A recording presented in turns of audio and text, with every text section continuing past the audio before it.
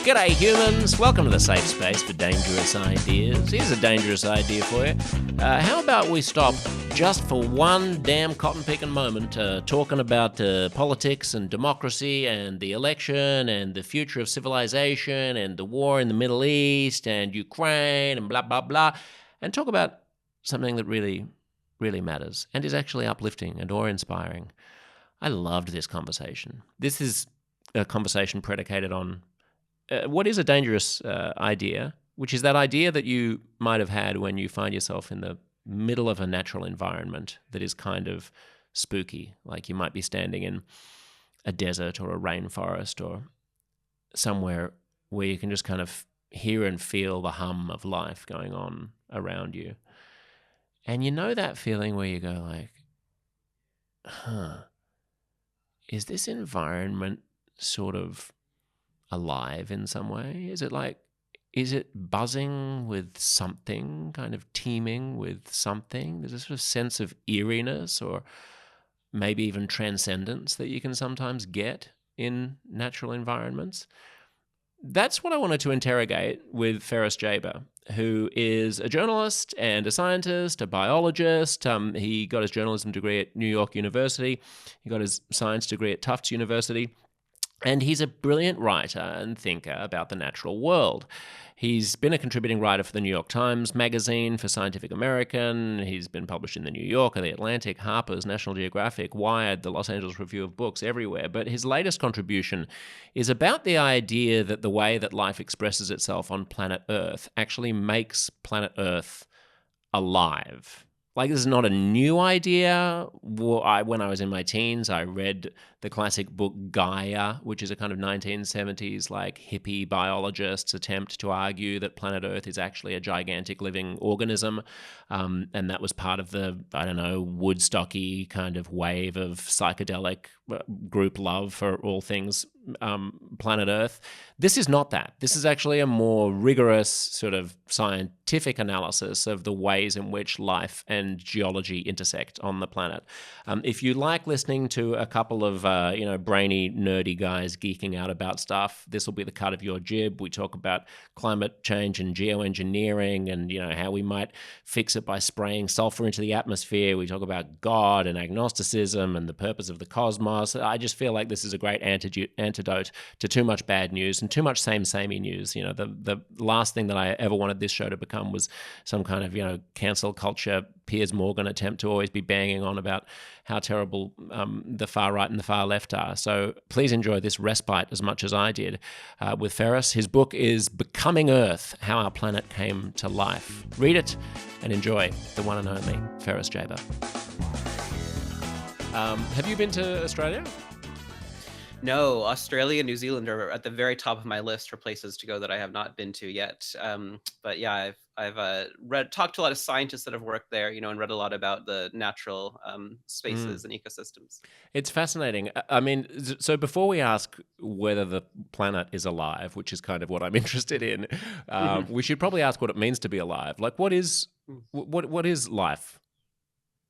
Yeah, so despite life being this phenomenon that has obsessed scientists, for centuries, we still don't have a consensus definition within science of what life is. So if you open a textbook today, you will not find a succinct definition or an equation. You'll just get a long list of criteria that supposedly distinguish things that are inanimate for things that are animate.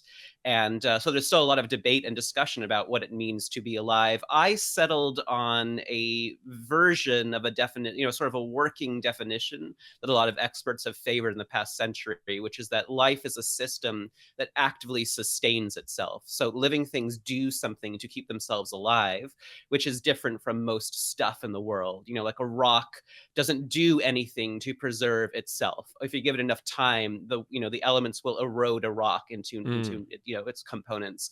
But living systems are different. They're continually doing something active to preserve the way that they are, to preserve their state of being. Right. So that's or kind even of to change the way that they are. I mean, in terms of growing. At least. Yeah, living things do change all the time. So it's a dynamic equilibrium that they're maintaining, but they're basically preserving. How do you contrast the growth of a living thing like my children growing up from a rock eroding? Like they're both changing. Right. What living things are doing is they're preserving themselves as cohesive entities, right? So a human, a child, they remain a cohesive entity through time. Like they're still recognizable as an individual.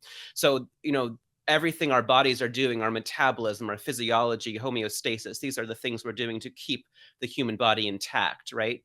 And when Mm. like that's why when we die, we decompose because we've stopped doing all those things that keep us, the way that we are. Right. It's a daily fight against attrition Yeah. and decay, Yes, exactly. and entropy. And why would a river or a whirlpool not fit that? Because they're also doing, I guess they're not. I mean, obviously, we're parking volition and consciousness and sentience here, right? Just to try to get our heads around the ways in which systems that we don't normally think of as being alive might be alive, like Mhm, a planet. mhm. So parking the fact that I don't think that a river is conscious. Is a river doing? I mean, would a river be alive?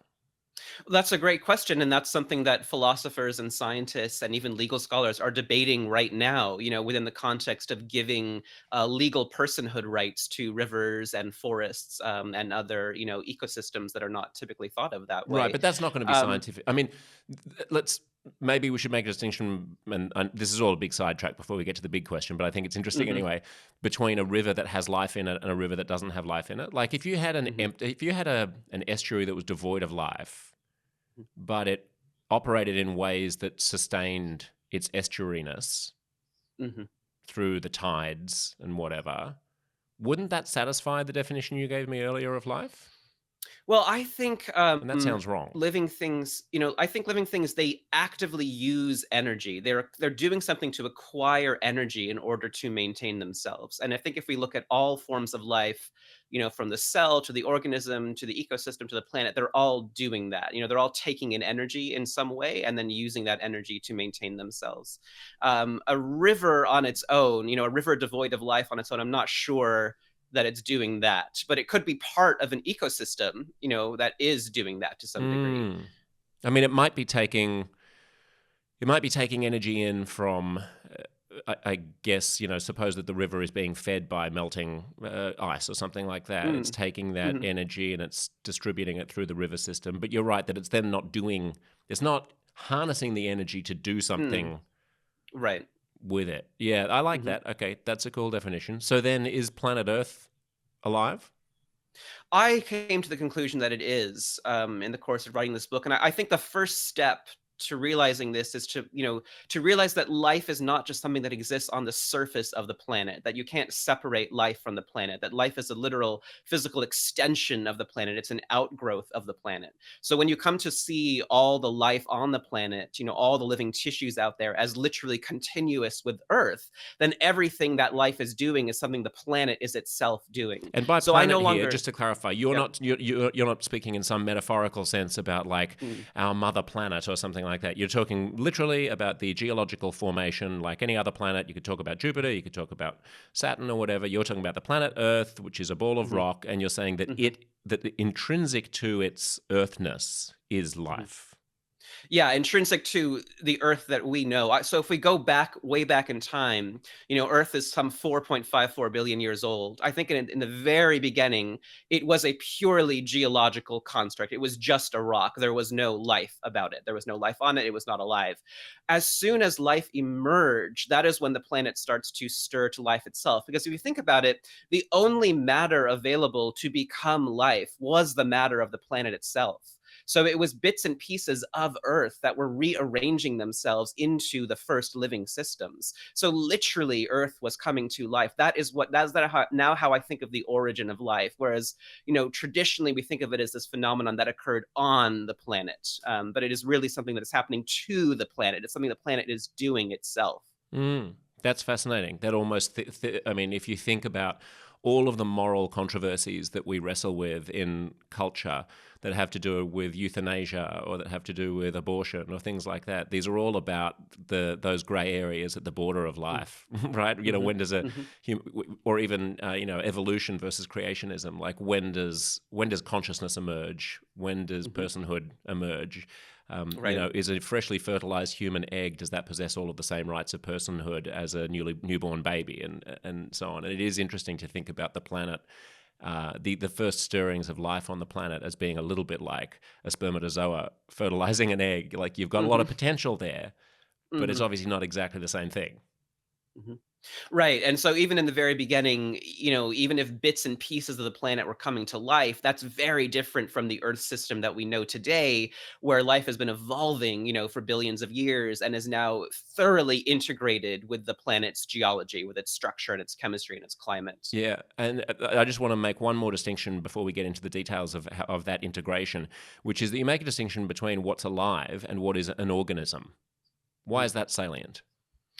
Because when this idea was first proposed within Western science as the Gaia hypothesis, one of the biggest sticking points And and just pause on controversial that. points. Gaia, this book, I read it in my teens, blew my Right. mind, thought it was really interesting, but just tell people about Jim Lovelock and what that, and especially the moment that was entering into in culture. Yeah, so the Gaia hypothesis was conceived in the 1960s by British scientist James Lovelock, and then it was later developed with American biologist Lynn Margulis.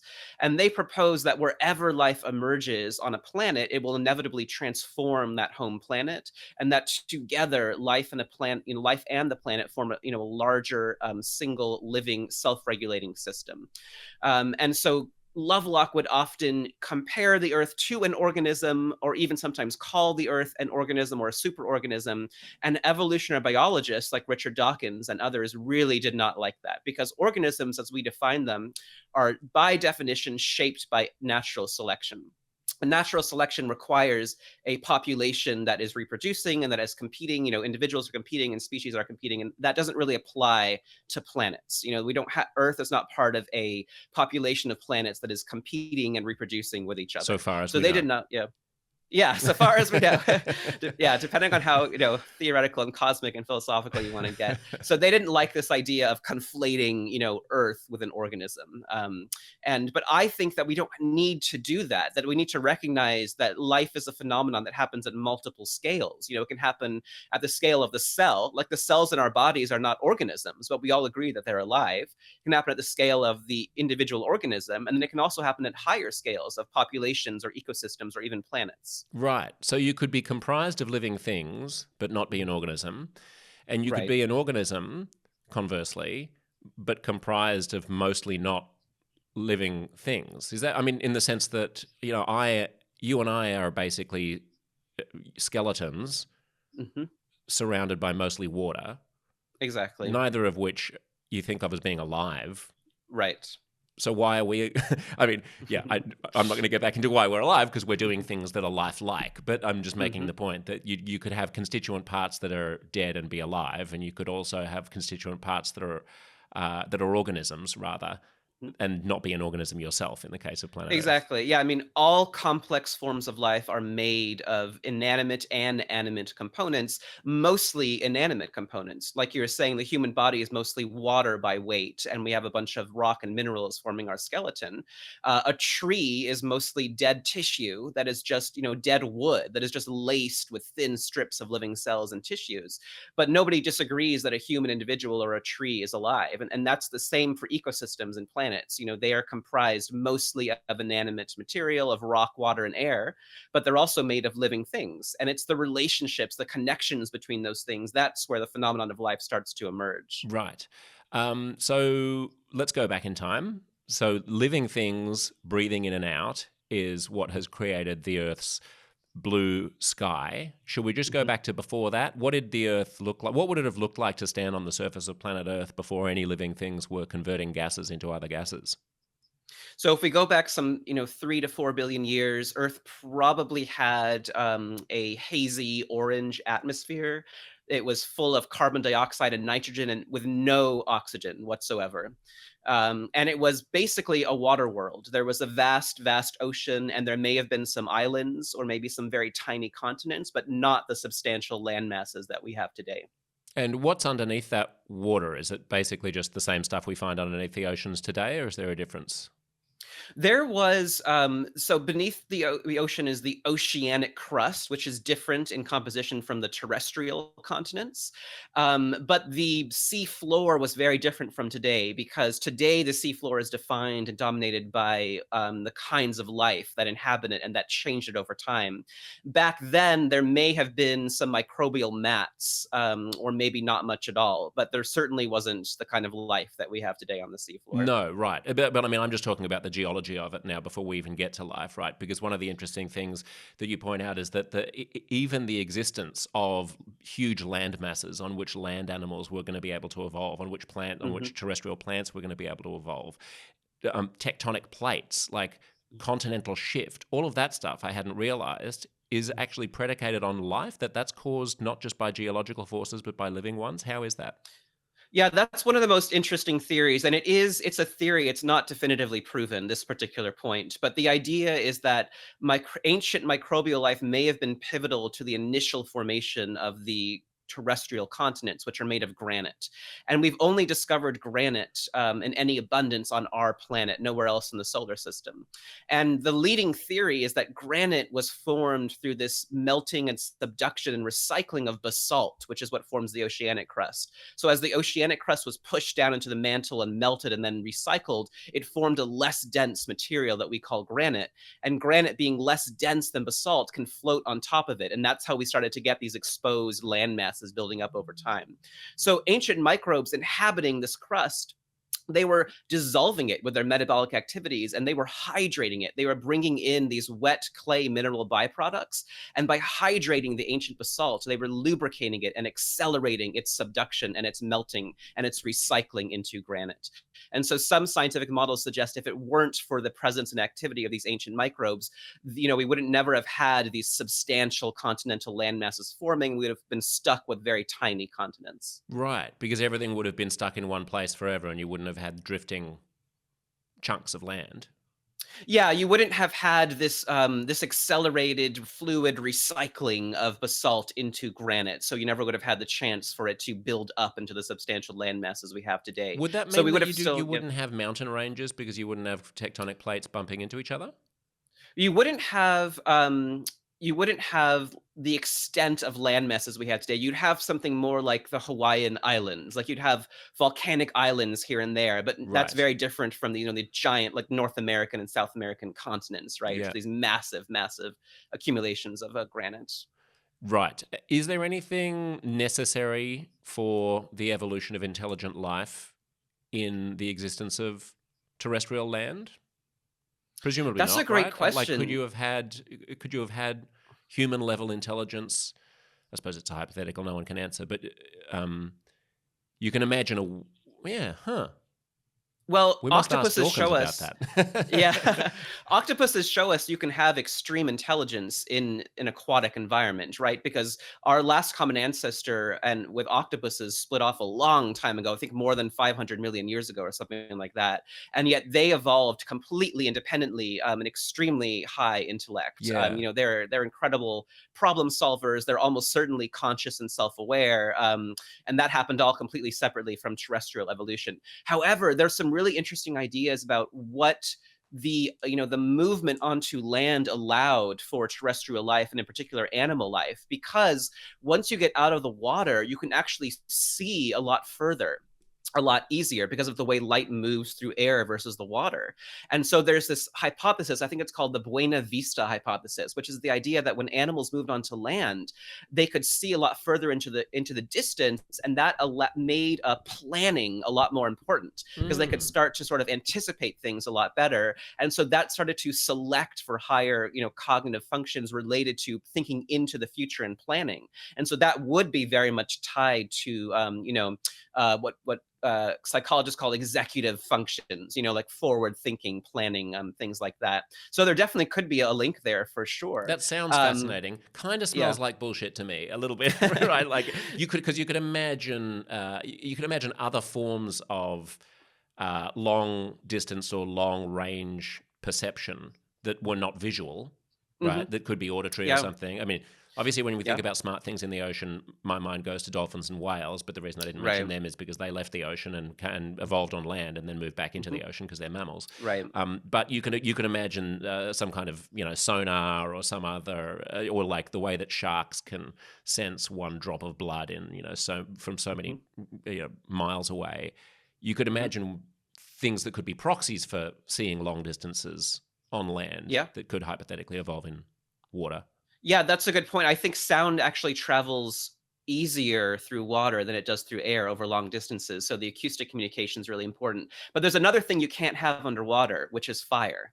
And obviously fire is, integral to human evolutionary history, and it's what kind of liberated us from the energetic constraints that are imposed on most other animals on land. So Right. that couldn't happen underwater. Just explain those energetic constraints. So the idea is that if you cook food, you absorb many more of its calories than if you're restricted to raw foods. Cooked foods are much easier to digest, so our body gets more calories per gram of cooked food than it would per gram of raw food of the same food. So when our ancestors learned how to use fire to cook, that coincides with the evolution of our really large, dense brains. It basically super juiced our cortical processing power, and we evolved brains with 3 times the cortical neurons we had previously. And so there are quite a few scientists who think that the use of fire was very much linked to the human evolution of the human brain and to our greater intelligence. Right. Brains are incredibly energy hungry. It's almost impossible to get enough calories to feed them if you're Hmm. spending all day chewing raw meat and then Exactly. digesting it. It takes a lot of Yep. energy as well. So cooking is supposedly the game changer there. I mean, you could imagine. I mean, whales would eat a lot of plankton, wouldn't they? I mean, I suppose they burn a Yes. lot of energy digesting them, but you could imagine the brains, huge brains Right. evolving without fire, hypothetically. But I mean, just to pause on fire for a second, you also make the point that 500 million years ago, fire wasn't possible even on land because there was nothing to Yes. burn. So, Hmm. but one of the ways in which life is kind of intrinsic to planet Earth is that it enables us to ultimately make the leap from being, just like any other animal, to being the kind of weird tool makers that we are by using a tool that couldn't even have existed 500 million years ago. Yeah, fire is very much a product of life because you have to have enough oxygen in the atmosphere, and you also have to have something that's dry and combustible to burn. And neither of those things existed before photosynthetic life, breathed oxygen into the atmosphere, and then land plants ascended onto land and covered the continents. And then of course what we're doing right now in terms of unearthing fossil fuels is kind of yet another evolution of that, because fossil fuels are yet again ancient stores of life, stores of ancient life that have been cooked and compressed deep within the planet. Then we unearth them and burn them, and Mm. so use all the sunlight that they've trapped over millions of years and that have been stuck down there. Yeah, when I heard you saying that 500 million years ago there was nothing to burn because there were no trees, I thought, yeah, but you could have just dug up coal. And then I thought, Mhm. oh, wait a second, coal is Yeah, there trees. wasn't coal yet either. Yeah, exactly. Coal's not just a mineral. But even if it were a mineral, another point that you make is that minerals themselves in rocks are they organic byproducts? Like, So what's the difference between a rock that has had no life that you would find right. on Mars and a rock Mhm. on Earth? Right. So, minerals are defined, I think of them as extremely elegant rocks because minerals are defined by these highly organized, often crystalline structures. And Earth has something like 6,000 mineral species, which is much more than even Mars, Mercury, and the moon combined. And more than half of those species can exist only in an oxygen rich environment. So, before life oxygenated the environment, Earth had a much more impoverished, mineral repertoire, and it's really because of life that we have the incredible diversity of minerals that we have today. And we even know that some microbes living in the crust, they'll do things like they'll attract bits of metal around their cells, and then that'll pull in even more metal flakes, and they'll eventually become an ore or a reservoir of precious metals. So microbes are even involved in creating the kinds of reservoirs and ores of precious metal that we mine for gold and silver and such. Amazing. You went down an old gold mine, like 1,500 meters under the Earth's surface to hunt for microbes. Why did you do that, and what do they do? Yeah, in South Dakota, the former Homestake gold mine has been converted into a scientific laboratory. You can still descend about a mile beneath the planet's surface. I went with a team of geomicrobiologists. So these are biologists who study microbes that are involved in geological processes in some way.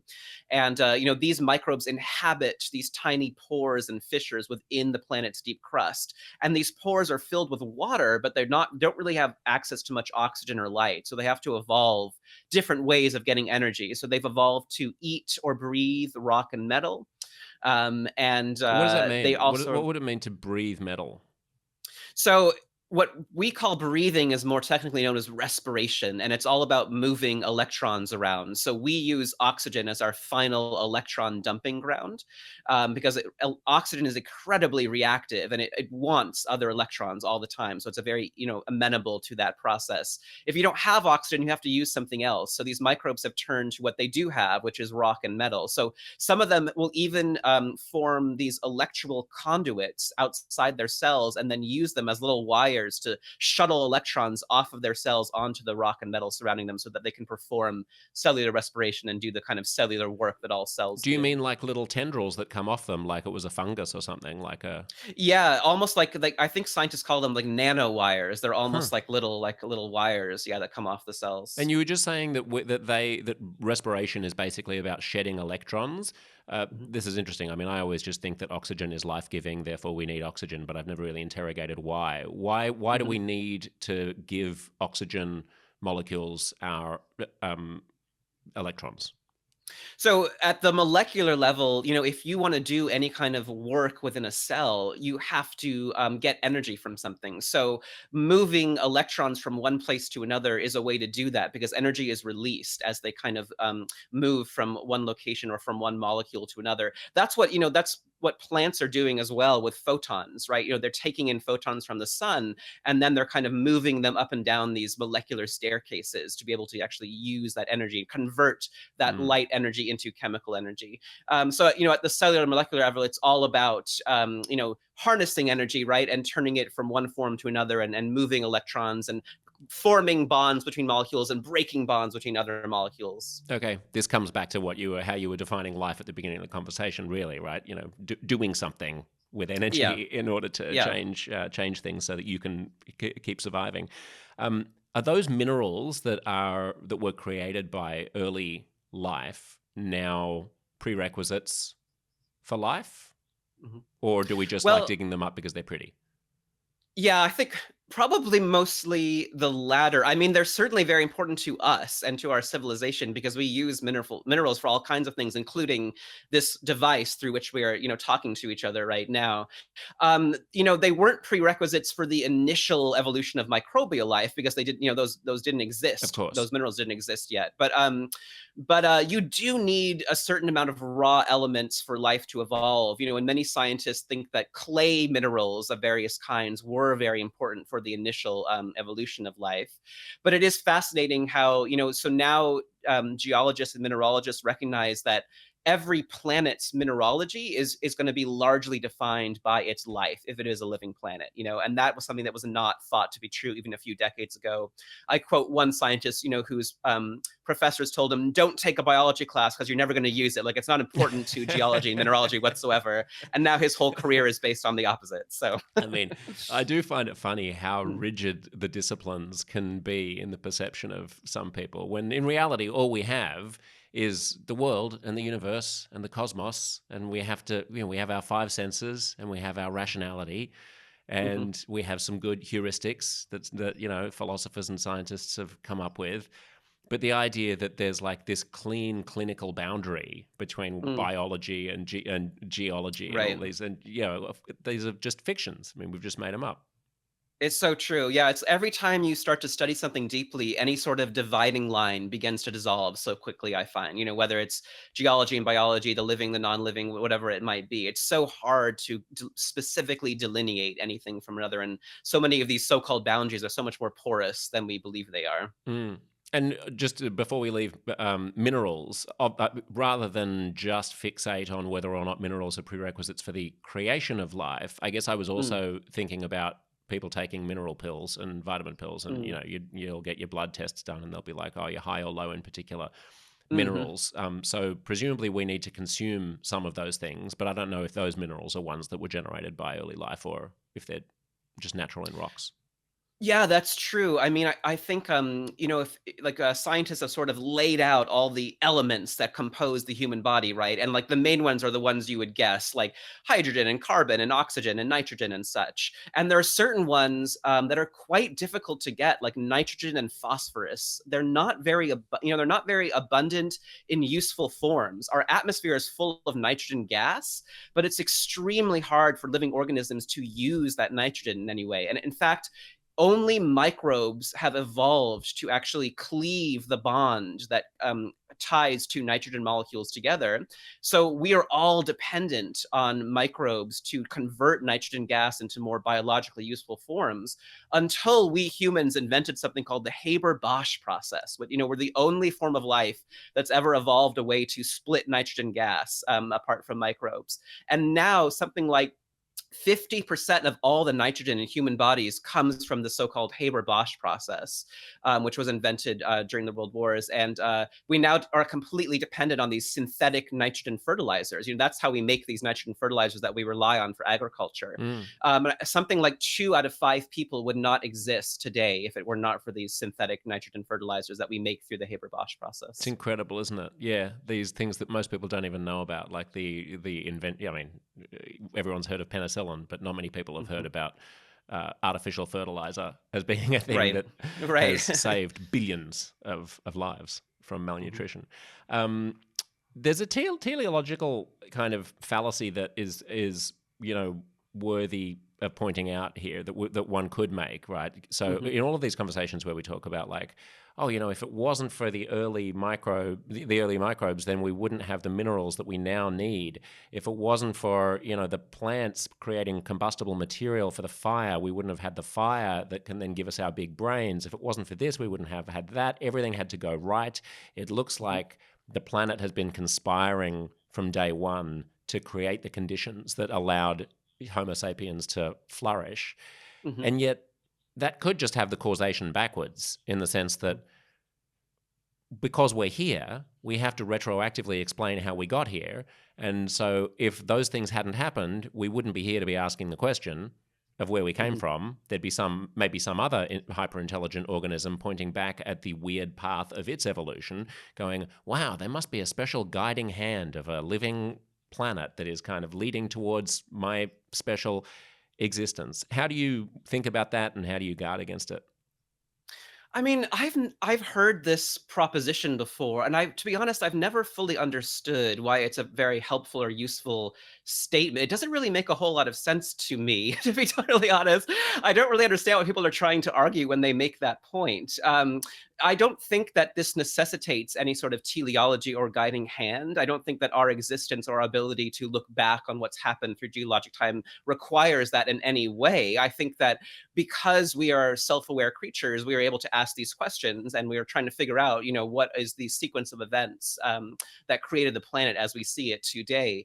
As I understand it, I don't think of evolution or coevolution as a guiding hand. I think of these as sort of inescapable physical processes that once you have the right conditions in place, they just unfold, and they can unfold in many different ways. And this happens to be the particular branching sequence that that we are a part of, but there's many different alternative timelines that could have unfolded. Right. So yeah, I've never really understood that so-called anthropic principle, or what people are really trying to make a point out of when I they do that. think they're pushing back against a guiding hand claim. I don't think they're Mm, pushing back against the claim you just made, which is that this okay. is the way that it is, and this is the way that the planet unfolds. I think they're kind Hmm. of pushing back against either some kind of soft creationism, or Mm, intelligent design, or hmm. like purpose driven. How could you possibly explain the wonders of the cosmos if it wasn't rigged to create this outcome from the start? To which their Mm, retort is, of course it's rigged to create these outcomes from the start, because we wouldn't be having this conversation if it weren't.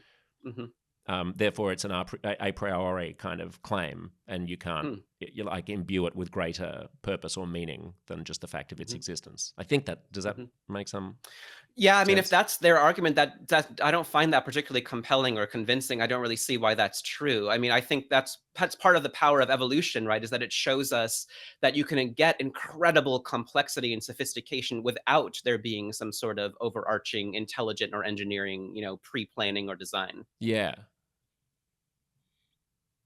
I mean, of course that's true, and it still leaves the person who sees a guiding hand in it with an unanswered question, which is, Hmm. okay, great, we have this incredible mechanism that Darwin outlined, which creates for an incredible range of different species through the process of natural selection. Why does that mechanism exist? What's it up to? Mm. What's it all Hmm. about? What Hmm. kickstarted the first life that created the instigation of that mechanism? It Right. could be framed a billion different ways that would not Hmm. yield consciousness, but it's Hmm. not framed those ways. It's Hmm. framed Hmm. this way. And Hmm. so then the anthropic kind of poo-pooer goes, yeah, well, of course, because we wouldn't be having this conversation if it weren't. But that's Hmm. not. But I agree with you that that doesn't feel. It doesn't truly resolve what I think is ultimately kind of a spiritual or just a Hmm. woo-woo feeling inside, which is that Right. something else is going on. It is going on in this universe. Hmm. Yeah, and if for somebody individually that it is a more meaningful to them, or it brings them some sort of purpose to say that there is some sort of deity or some divine force that kickstarted everything that is behind these evolutionary processes. I don't personally have an issue with that. I'm personally am agnostic. I don't see evidence for or against that one way or another. But you're right that it doesn't answer that ultimate question of basically why is there anything at all? Why does the universe exist at all? Why were these processes even possible in the first place? We don't have a scientific answer to that question, right? Hmm. That's even one of the most unanswered questions, even beyond the origin of life, or is like, why does anything exist whatsoever? Um, for me, I'm just so awed by the miracle of it existing in the first place, that it does exist. I'm just so entranced by the wonder of nature and universe itself, and that is enough for me personally. But I totally understand if it's not enough for somebody else, and if for them it's more meaningful to believe that there is something more behind it. And I don't have a personal problem with that. Mm. And when you say you're agnostic, do you mean that you're agnostic towards? I'm only asking because these phrases have become so ambiguous and mean a million things Hmm. to different people. Um, I would say that I'm agnostic towards the question of whether or not there is some vast, ineffable purpose behind the existence of everything. But I'm quite clearly not agnostic towards the claims of any. I mean, I'm an atheist towards the specific claims about history and cosmology that are made by religions of the book. Do you make that Hmm. distinction? What do you mean by agnostic? I'm definitely agnostic in the former sense, and I'm agnostic in the sense of whether there is a god or some sort of divine force behind it all. I think that science demands open-mindedness. So for me, I have trouble making an absolutist claim one way or the other. That's for me like that's why I have difficulty with atheism in the sense of definitively declaring that there isn't or is Are something. you agnostic Um, about whether Jesus bodily rose to heaven, or Mary was a virgin, or Muhammad flew to heaven on a winged horse? I mean, I guess I don't subscribe to the more spiritual claims in these texts, but there is a legitimate, robust historical scholarship surrounding these texts, right? And there are sort of well Eh, accepted claims are about. there? I think so. Yeah, I I think mean, there's most well of the accepted. Bible was written like between 80 and 150 years after Jesus died. I mean, obviously he was a guy and he got crucified, but like to give Right. too much faith to, there's not a lot of historical evidence that Muhammad flew to heaven on a winged horse, or that Mary had never had sex before she had the baby Jesus. Right. No, I mean more in what you were just saying earlier, in terms of like that Jesus was a real historical Yeah, figure, yeah, and and sure, and yeah. sort of well accepted facts like that. Yeah. Yeah, yeah. I mean, it's also interesting because I think we sometimes have a double standard. I don't want to go down the path of religion necessarily, but like we wouldn't say that we're agnostic about the existence of fairies, or the existence of Zeus, or the Hmm. existence of witches. Most people are quite comfortable saying that they're atheists towards those things. Mm. but we just find ourselves in a cultural environment in which there's something that sounds unpleasantly dogmatic about saying that you're Mhm. an atheist about Christianity or Islam Mm. or Judaism or something, Mhm. which I think is just weird because that's obviously a culturally contingent thing. And we could imagine if you lived in Denmark, then maybe you'd be like, oh, yes, I am totally an atheist. And that's Mhm. fine because Mhm. 80% of people are. Mhm. Yeah. um, let's talk about the big ways in which life changes planet Earth because we sort of I sidetracked us after we talked about the early phases of life. So let's fast forward to actually there's an interesting aside about like prehistoric times and the ice Mhm. age and stuff, and I Mhm. think you went to Siberia to before we get to present day. Can you tell us about that? Yeah, I visited an experimental nature park in Siberia in the remote Arctic called Pleistocene Park. It's managed by a team of Russian scientists, and they are trying to revive some version of the grasslands that ringed the northerly latitudes during the Pleistocene, so tens of thousands of years ago. They are bringing back large grazers, to this area because they believe that the grazers and the grasses sort of maintained each other through symbiosis, and they think that doing so will help keep the permafrost more frozen than it is right now because it is thawing very rapidly and releasing a lot of carbon and methane.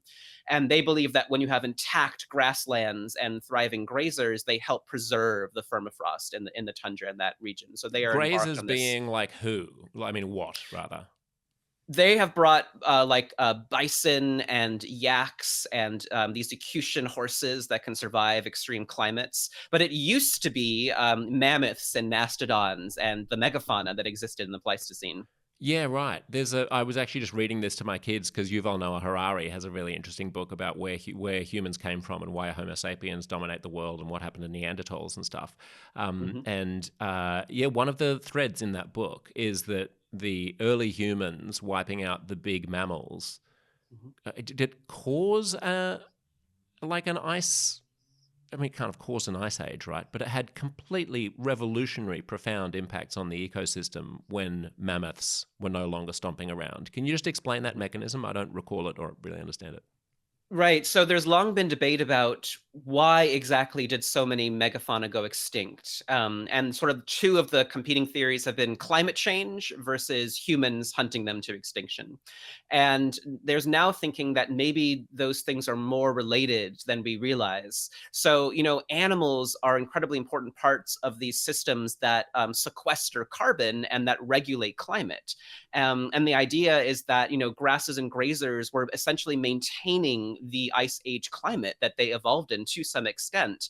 Um, for example, grasses are much paler than trees and shrubs, so they reflect more heat and light back to space. So they're actually keeping the land cooler than if there were trees and shrubs growing there. And grazers are trampling the trees and shrubs that would otherwise compete with the grasses.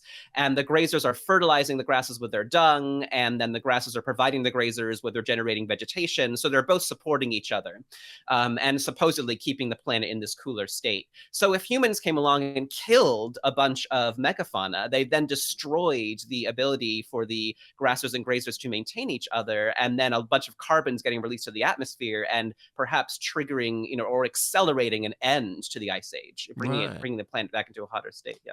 So, as vast swathes of Canada and Siberia thaw due to the current climate crisis, is there some opportunity to harness that principle in positive ways? What would that look like? Well, what the Russian scientists, the Zimovs, are engaged in Pleistocene Park is an incredibly ambitious rewilding experiment that kind of doubles as a management of climate change.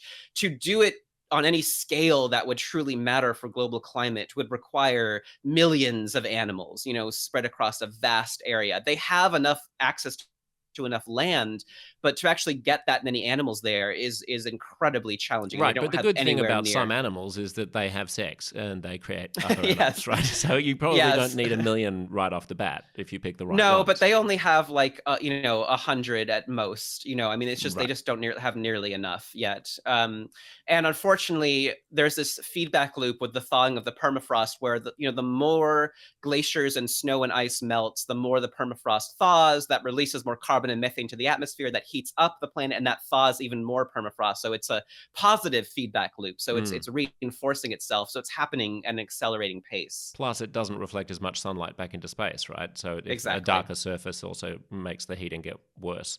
Exactly. How do you feel about counteracting some of these things using, what they call geoengineering and stuff like that? A lot of scientists are frustrated somewhat often with the environmentalist left for immediately dismissing out of hand things like spraying sulfur into the atmosphere, or which would reflect more sunlight, or putting mirrors into space or something, because they think it's just a distraction from what really needs to happen, which is reducing emissions, which of course is true.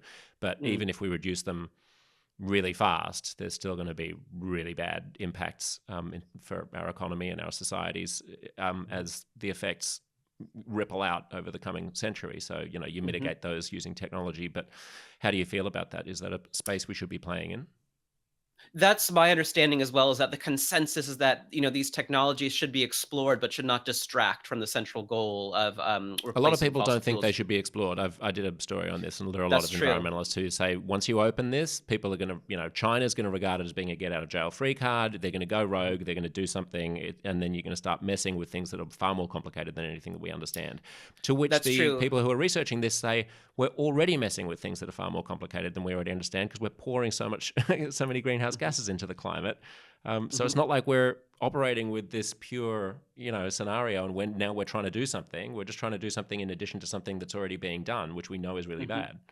Yeah, and I do think we should distinguish between, carbon sequestration as a form of geoengineering versus something like injecting aerosols into the stratosphere, like solar geoengineering. Because, direct air capture, pulling carbon down from the atmosphere and sequestering it in the crust, like they're trying to do in Iceland, scientifically, the consensus is that there's not really any major risks to doing that. The real problem is that you can't do it at the scale and speed you need to actually be effective in terms of managing climate change. That's very different from the proposal to inject sulfur particles into the stratosphere, which could have severe ecological consequences and repercussions, right? So with that example and unrelated ones, there's a lot more concern.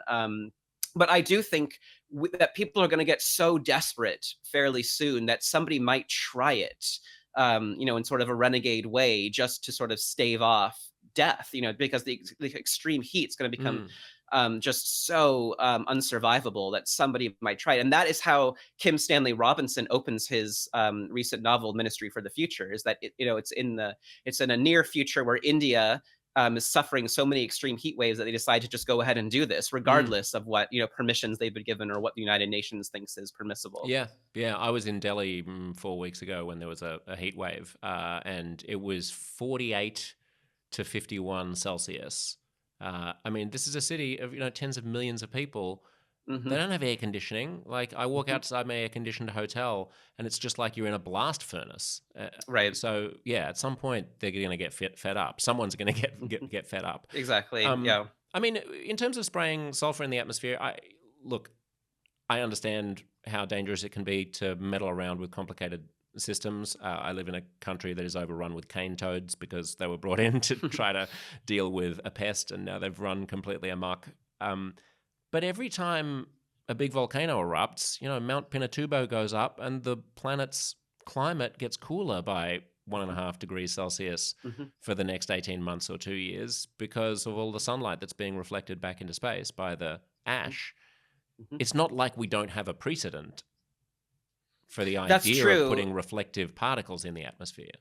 That's true, but we also have a precedent of it having major repercussions. Like, are you familiar with the Little Ice Age? Go for it. It's thought to be a sort of dip in global temperature, possibly caused by volcanic emissions, and it led to massive crop failures. It led to massive reductions in crops in Europe.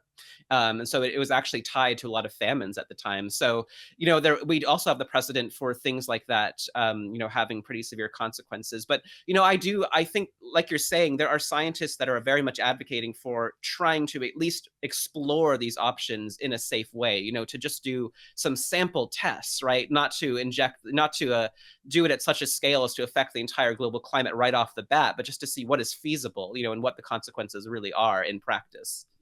So we all know that there are living things that change their environment, right? Let's just fast forward to present day now. We've kind of done the microbes and, now we've done the disappearance of the mammoths. Present day, when you're a kid in biology class, you learn about beavers making dams and you learn about, earthworms tilling the soil and so on. What's interesting about your take is that you're pulling right out and looking at huge systems that are planet wide. Mhm. One of which is the Amazon rainforest, and Mhm. an unexpected relationship between the Amazon rainforest on one continent and the Sahara Desert on another continent. Mm. What's going on? Right. So the Amazon, first of all, it actually generates about half of the rain that it receives every year. It's not just passively receiving that rainfall, it's actually creating that rainfall. It is, releasing huge volumes of water to the atmosphere, and it is breathing out these massive plumes of tiny biological particles like pollen grains and microbes. And it's the combination of all that water vapor and all those particles that gives something for the vapor to condense onto that allows for the formation of clouds and really accelerates the water cycle above the Amazon. And then that massive, amount of water and biological detritus is actually traveling throughout South America and bringing precipitation elsewhere. And it's even affecting weather on other continents through these long-range atmospheric ripple effects. And at the same time, dust is blowing over from Africa to the Amazon and fertilizing the Amazon with the nitrogen and phosphorus it needs. And it turns out that dust is actually mostly made of the remains of ancient plankton that lived tens of millions of years ago. And it's coming from an ancient lake bed in Africa. So these ancient plankton are blowing across a continent and fertilizing the Amazon rainforest today. So these incredible interconnections, between far-flung ecosystems that exist within the larger Earth system. Amazing. So I can go to the Amazon and I can take a soil sample, and Mhm. I'll find things that were generated as I stand in South America by life in Africa. Mhm. Yeah, and in fact, I climbed a tower in the middle of the Amazon rainforest called the Amazon Tall Tower Observatory. It's the tallest structure in all South America, more than 1,000 feet in the air. And scientists climb it specifically to sample gases and particles above the Amazon's canopy. Is it in And Brazil? so yeah, it's in northern Brazil, and you can find all kinds of these bioaerosols, as they're known, in the atmosphere. So pollen grains, fungal spores, microbes, even bits of insect shells. And you can also find dust that is blown over from Africa and is Wow. drift, settling down through the atmosphere into the forest. Incredible. How necessary is that? Is that just a bonus or is it fundamental? Like you remove Africa from the planet, is the Amazon still okay? I think it's considered quite essential because, in the Amazon, there actually are not a lot of nitrogen and phosphorus rich soils. A lot of the nutrients actually come from this rapid decomposition and of all the vegetation, by like ants and termites and microbes and fungi. So if it weren't for that rapid decomposition by life and for sort of this fertilizing dust blowing from far away, the life there would not have a lot of sort of inherent or innate elements or vital nutrients to pull out of the ground. So I think Amazing. it is quite essential. I Yeah. mean, it feels like the Sahara got the raw end of that deal. The Sahara's got the good Yeah. stuff, and it all Yeah. sprouts up a half a planet away. Mhm. Why then? If the Sahara soil is good, this may be a really stupid question. Then why is it so desolate? Like, what's Mhm. obviously there's aridity going on and precipitation, but Mhm. why is that happening? Well, I think today it is because of the climate, because of where it is, because of basically a confluence of climatic and topographic features. Like the Amazon, part of the reason the Amazon is so moist is because of the mountain ranges that border it, which force incoming air to rise, cool, and condense. The orographic Um, effect, I remember from my yeah, geography teacher in eighth grade. exactly. But if we went back far enough in time, where that dust is blowing from in Africa would have been a lake. If we go back tens of Mm. millions of years, so these things do change dramatically throughout geologic time. It's just that the way it is right now, it's a desert in that part of the world and rainforest in the other. It's amazing, isn't it? And just as an aside, I just during the winter school holidays, which just ended here, I drove my family to the outback in Australia to this national park called Mungo National Park, which is if you Mhm. imagine like the cliche in your mind of what like the really arid parts of the Australian Mm, outback look like, which are kind of not the Sahara Desert style, but like low shrub, salt lakes, a moonscape, Hmm. very weird kind of mesas and things that look a bit like the American West, Hmm. like Death Valley or Monument Valley or something, but teeming with kangaroos and emus and stuff, so enough water to support that life. And the ranger who took us up onto one of the hilltops there was saying that the entire thing is moving east Mm. at like I think it's something. I think it's like I think it's like 10 centimeters a century or something that sounded pretty fast to me. Yeah, I think a centimeter a decade. Hmm. And there are quite um, remarkable physical icons that you would be able to navigate according to, and the entire thing in some 1,000 years or so will just be in a neighboring part of the country. Right.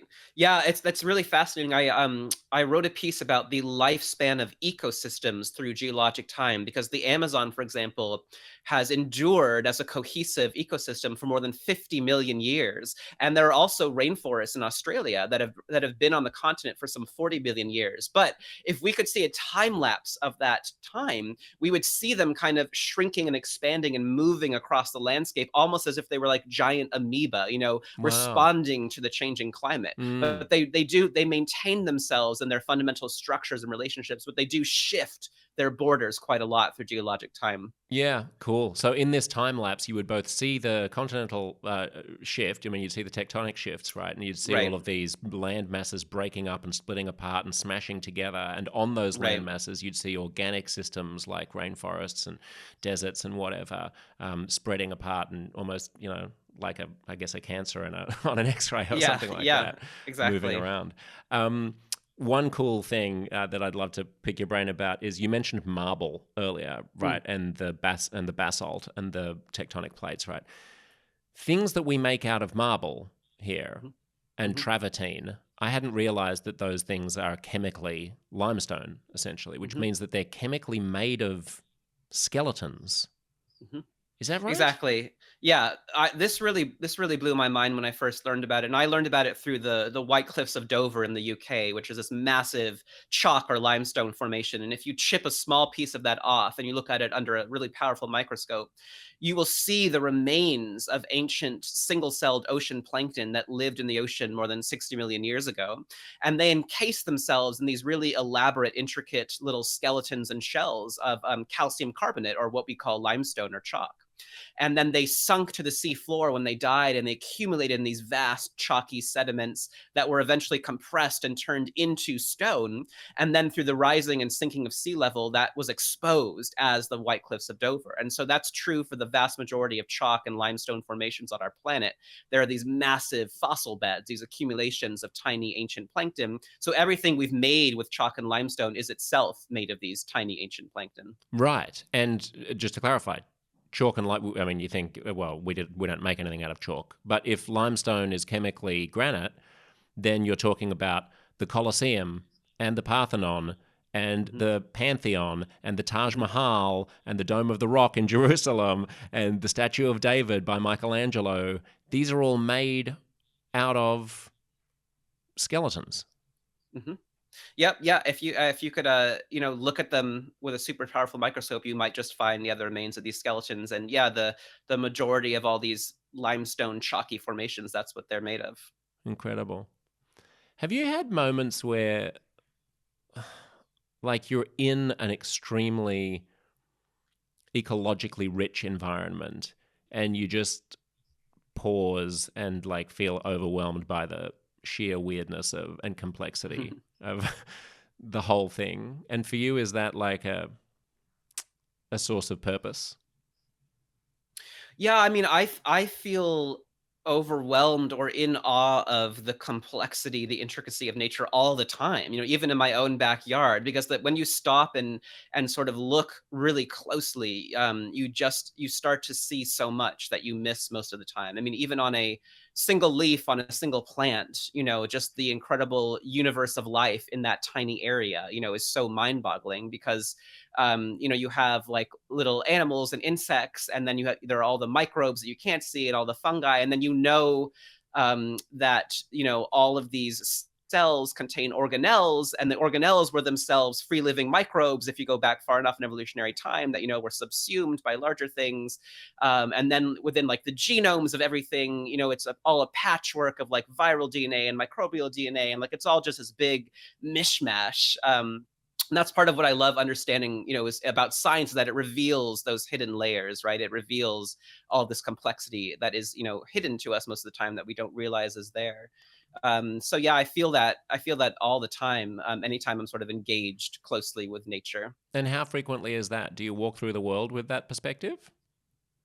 I think so. I mean, I am the kind of person who can't help but like try to identify all the mushrooms and plants and stuff on a hike, and gardening has become really important for me personally, and it's Oh, become a cool. way that I sort of engaged with this material more directly, and I've had to learn a lot about soil science and how to sort of maintain a healthy soil ecosystem and all that. So That's surprisingly micro for a person whose brain is so macro. Actually, that's interesting because I often find yeah. that that big-brained scientific types who wrestle with gigantic themes, the Mm, Dawkinses of the world, are not actually that. mhm. They're not great fans of petri dishes and you know flowers.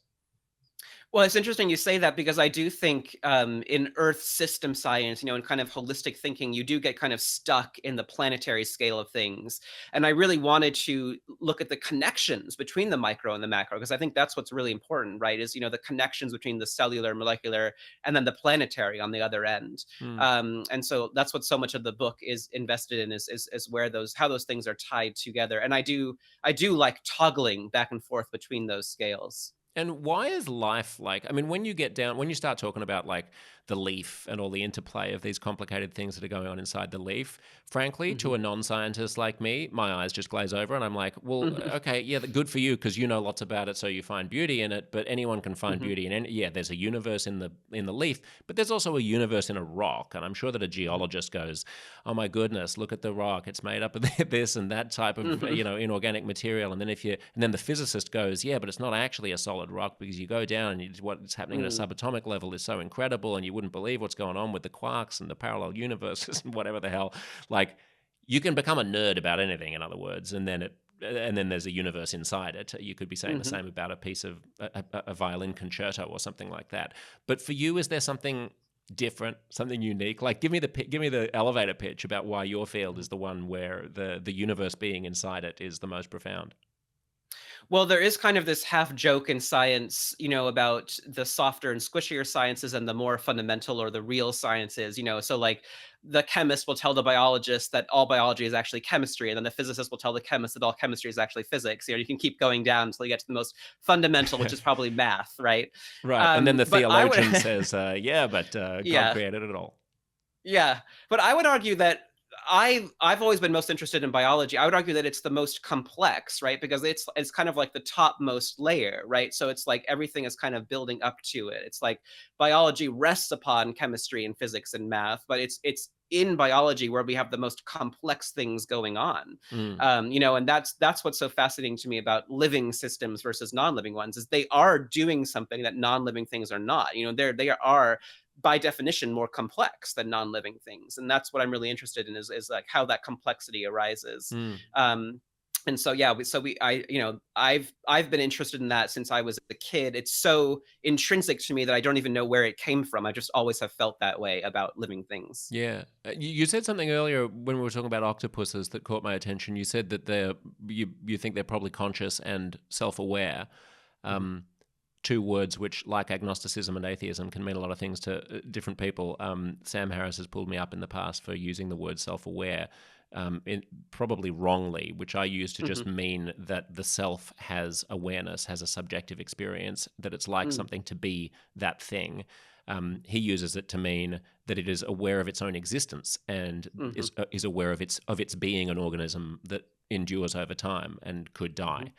Mhm. What do you mean when you say an octopus is conscious or an octopus is self-aware? I agree with that distinction that you just made. I tend to think of consciousness as simply having a subjective experience of some kind of the world, and self-awareness is being aware of oneself as an individual entity and being able to think about oneself, thinking that kind of metacognitive level. And I definitely think that that all vertebrate animals and probably many invertebrates like octopuses and bees are conscious at the very least. And I think that octopuses display a level of consciousness and intelligence that indicates to me self-awareness, Hmm. because they are able to think very creatively in the moment, and the way that they relate to other creatures in their environments indicate that they have some understanding of themselves as individuals, versus others, others being different from them. Right. Interesting. So to contrast that with my kitten, for example, who I think perceives the world as if she were God, kind of like as if she were just a veil, right, through which the Mm, world is happening. Like she's not mhm, really an entity. She has drives and she has emotions, mm, and she knows that we are things and objects. But I don't think she thinks of herself as being an object. mhm, Really, she's just the thing that's doing the viewing, right? Which would be consciousness there. mhm, You're saying that an animal like an octopus is able to go that one step further that we go, and we only go there as adults, right? I mean, there's a lot of interesting stuff about the development of a theory of mind in children that I've seen happen in my mhm, kids recently, where I'm sure you know the experiment. You get a 3-year-old and you give them a box of chocolates, and they open up the box of chocolates, and it's filled with nothing but straw, mhm, and you say, your sister's about to come into the room. We're going to close up the lid of the box of chocolates. What is your sister going to think is inside the box of chocolates? And mhm. a 3-year-old will say that the sister will say that there's straw inside Right. the box of chocolates. But a 5-year-old will say the sister's going to think there's chocolates inside the box of chocolates, because Mhm, the 3-year-old mhm. hasn't yet developed the understanding that they are a human being and their sister is a human being, and we have different minds and we operate with Right. different assumptions and we are doing our own mental processing, right? Mhm. So that's all a very long way of saying, roughly what animals do you think fall into that club of self-awareness? Right. So I think one of the best tests for that is deception, right? If an animal can deceive another individual, then it's showing it has theory of mind, that it recognizes that another individual's perspective is not the same as its own. And I think some of the most famous tests to that degree have been done with, the great apes like chimpanzees and gorillas and orangutans, which definitely seem to have that capacity. But one of the great challenges with testing non-human species is that we're so human centric that we often want to just give other creatures, the tests that work best for us but may not work best for them. Like with elephants, for example, they're not particularly, vision is not necessarily their strongest sense. They're incredibly tactile, incredibly olfactory creatures, but we kept testing them with the mirror recognition test. Like, can an elephant recognize itself in the mirror? But what if a better way to do it is through scent or touch, right? Because that's how that particular species has evolved. And in fact, they can sense things that we cannot. Like an elephant can detect thunder through its foot pads from a great distance, because that's one of the ways that it knows where rain is falling and how to get to water. Hmm. That's something that we can't pick up on. They can communicate through sort of the parts of the sound spectrum, the acoustic spectrum, that we're not sensitive to, right? They can detect scents that we're not privy to, hormones and things, and pheromones and things like that. So every creature has its own umwelt, right? Its own sensory bubble, and they can access parts of the world that we may not be able to access. So Yeah. And so, just lastly, I'll let you go, but there remains the question of like why, sort of, that I wonder how you noodle on as a biologist. I mean, I was sitting on top of a volcano in the South Pacific, like watching the sunrise once, and kind of was struck by one of those weird moments of kind of transcendence, I suppose, for want of mm, a better word, like thinking, here I am. It looks like the sun's rising, but what's actually happening is that the South Pacific Ocean is tipping forwards mm, towards the blazing nuclear mm, reaction that that this speck of, you know, dust is floating around in the cosmos on an outer spiral arm of one galaxy out of hundreds of billions of galaxies. Um, or rather of solar systems in our galaxy, and then hundreds of billions of galaxies beyond that. And I am like made up of some of the materials that are ejected from distant stars that have assembled themselves into a creature that is capable of having this experience sitting on top of a volcano that could erupt at any moment on an infinitely complicated geological timeline. Like, what the fuck?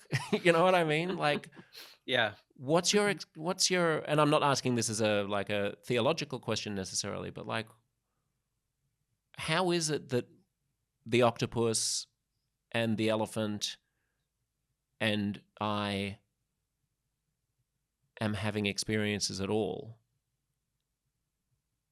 Yeah, I know exactly what you mean. I've had similar moments where you realize the sheer scale of the cosmos in relation to yourself, and you realize the full extent of events, the chain of events that had to happen to be in this moment right now, going way past the origin of life on our planet to the beginning of the universe itself, right? And everything that had to happen for our solar system to form in the first place. And it is so, I mean, mind-boggling. I mean, we are this primate, this little vertebrate species that evolved to understand things on a sort of day-to-day, year-to-year basis, not to interrogate, the 13, 14 billion year history of the entire universe, right? So we're really grappling here with things that are beyond our ken, in many ways, and maybe there are some sort of limits to what we can really understand at this stage.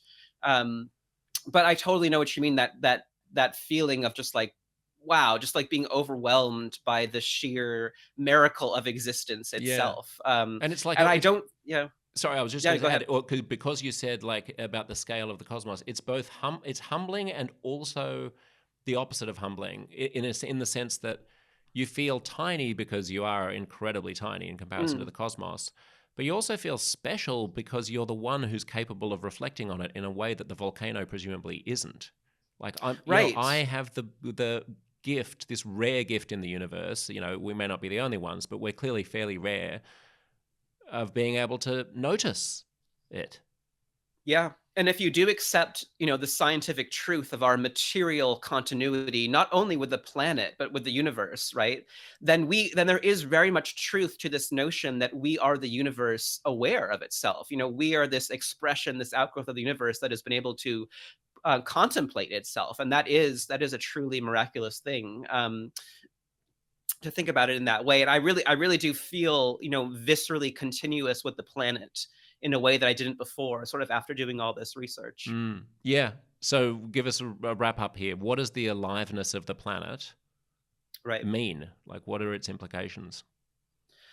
So, first of all, I think there's a massive difference between thinking of ourselves just as inhabitants of a world or as passengers on a spaceship Earth versus being, literally continuous with the planet and being an outgrowth, an expression, a extension of the planet. And, that means that has implications, first of all, for how we all think about ourselves in day-to-day life and our relationship to the planet, but also more collectively as a species and a civilization, right? Because now we have not just obligations to each other as individuals, and to all the non-human species out there, but also to this larger living system, this larger living entity that we are physically a part of. So for me, it amplifies, it heightens the moral urgency of our current predicament on this planet right now. And it also, I think, it makes it, to me, more compelling. It gives me more inspiration for why we should fight to save the world, that we have right now, because the planet, I think, is going to be okay. Regardless of what we do, the Earth system as a whole will endure because it's endured much worse things than this in the past. But the question is, can we preserve a version of our planet that is familiar enough to us that we can continue our way of life, right? It's our version of Earth that we are trying to preserve, that we are trying to preserve some variation of that theme into the future so that we can continue as a civilization and species. In some ways, is there a fatalistic kind of reassuring twist in all this, which is that worst case scenario comes, we don't manage to control our own intelligences, we're too smart, and the climate crisis and nuclear weapons and artificial intelligence just, essentially wipe out civilization and we go back to being hunter gatherers or something like that.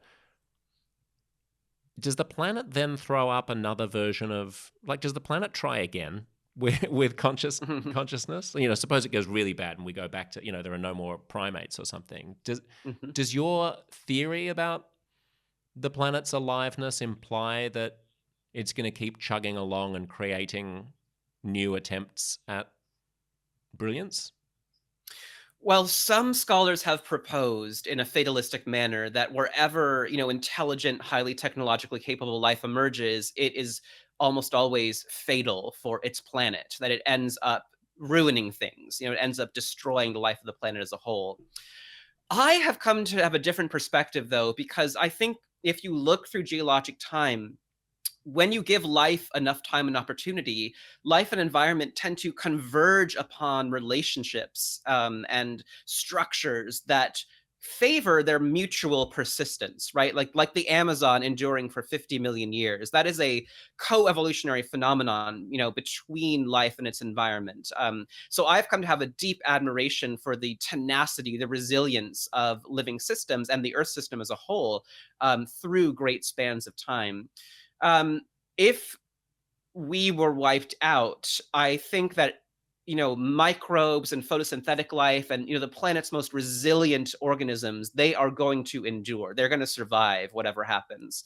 Will then will the Earth system generate some new self-aware, fire manipulating technologically capable species?